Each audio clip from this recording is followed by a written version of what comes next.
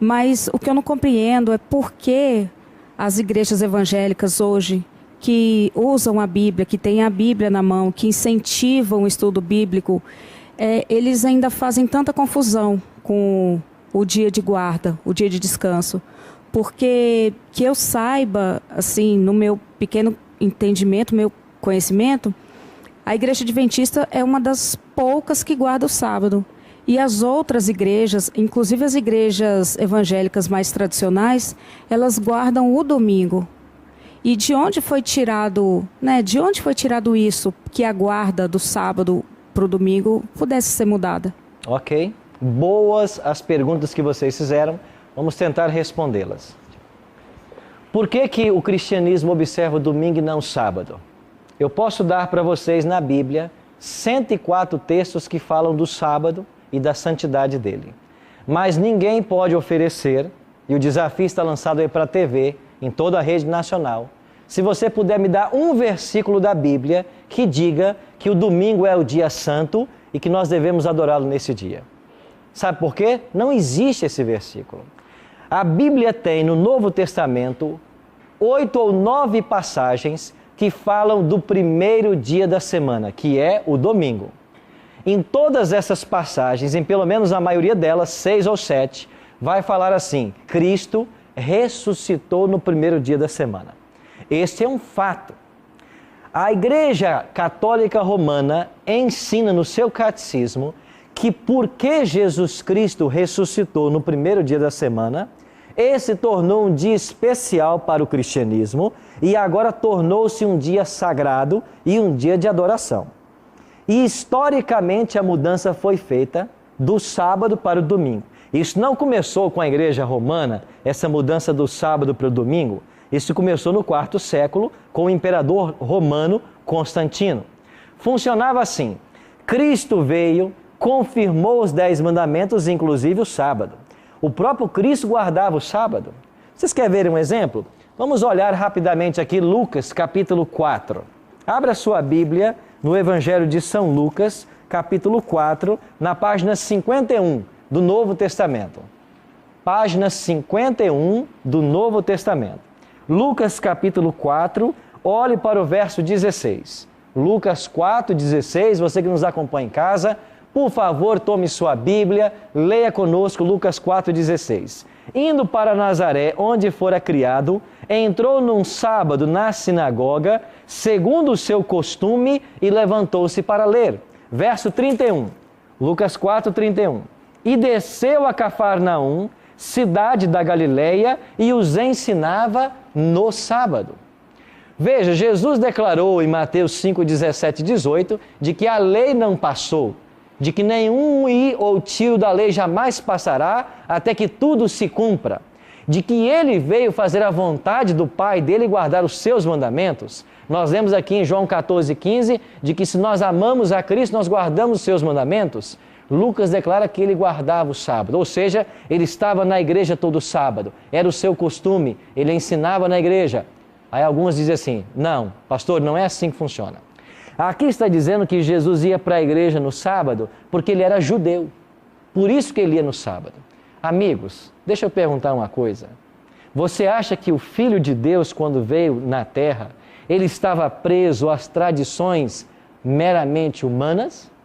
Por que ele, sendo judeu, não lavava as mãos antes de comer? E até os discípulos também não o fizeram e foram criticados por isso, se todo judeu fazia. Por que ele curava no sábado quando o judeu não aceitava isso? Por que ele com os discípulos colheram espigas lá para comer, porque estavam com fome no sábado, e o judeu não fazia isso? Se você ler os evangelhos, você vai perceber que cerca de 8 vezes Cristo entra em discussão com os judeus por causa do sábado, para ensinar para o judeu como é que se observa corretamente o sábado. Porque o judeu colocou um fardo sobre o sábado, onde tudo era pecado. E Jesus veio mostrar que não é como o judeu pensa, que tudo é pecado, mas veio mostrar que o sábado, de fato, é o dia do Senhor. E em Marcos 2, 27, ele vai declarar: eu sou o Senhor do sábado. Ele é o dono, ele é o proprietário, ou seja, ele é o dono do sábado, Ele criou o sábado e Ele santifica o sábado. Sim, Fernando. Pastor, acho que todo mundo está pensando a mesma coisa, né? Se eu necessito trabalhar o sábado, eu estou sendo um pecador? Ok, eu vou responder a sua pergunta, só terminar das dele, dos dois e volto na sua, tá bom? Boa sua pergunta. Jesus guardava o sábado, Ele ensinou os apóstolos, que também observavam o sábado. Quando Cristo morre crucificado, o apóstolo Paulo continuou a guardar o sábado. Isso está em Atos 16, 13, 17, 2, 18, 4. Paulo guardando o sábado. Os apóstolos guardaram o sábado, a igreja primitiva guardou o sábado, e isso foi uma doutrina para a igreja até o quarto século. Quando chegamos no quarto século, assume o Império Romano um imperador chamado Constantino. E Constantino, querendo unir a igreja, o cristianismo, com o paganismo, para ter todos debaixo do seu poder, para unificar o império, ele declara agora que o dia santo passará a ser o primeiro dia da semana. E Constantino, no dia 7 de março de 321, ele emite um primeiro decreto dominical da história. E ele diz que todo mundo deve descansar no primeiro dia da semana, em homenagem ao Deus Sol, porque o primeiro dia da semana foi consagrado ao Deus Sol. E se você pegar até os dias da semana em inglês, você vai ver que o domingo é o dia do sol, Sunday. A prática de adorar ao sol no primeiro dia da semana é uma prática que se remonta ao quarto século antes de Cristo. No Império Medo-Persa, já havia uma seita chamada Mitraísmo que guardava o primeiro dia da semana. Agora, por que se todos guardavam sábado na igreja cristã? Porque o domingo começou a entrar para dentro da igreja cristã. Isso começou com Constantino e lentamente a igreja romana foi assumindo esse papel até que a igreja declarou em seus concílios de que o dia santo mudou do sábado para o domingo em homenagem à ressurreição de Cristo. Então, quando você pega o catecismo católico hoje, ele ensina claramente de que a igreja mudou o sábado para o domingo em homenagem à ressurreição de Cristo. Agora eu pergunto, aonde está na Bíblia um texto dizendo que porque Cristo ressuscitou no domingo, Ele fez desse dia um dia santo? Aonde está? Não existe.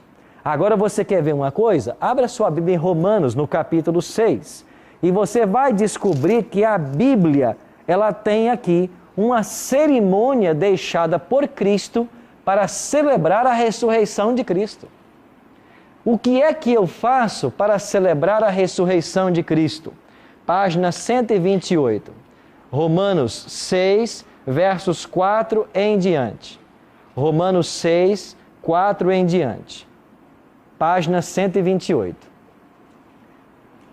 Assim escreveu Paulo: fomos, pois, sepultados com ele na morte pelo batismo, para que, como Cristo foi ressuscitado dentre os mortos pela glória do Pai, assim também andemos nós em novidade de vida.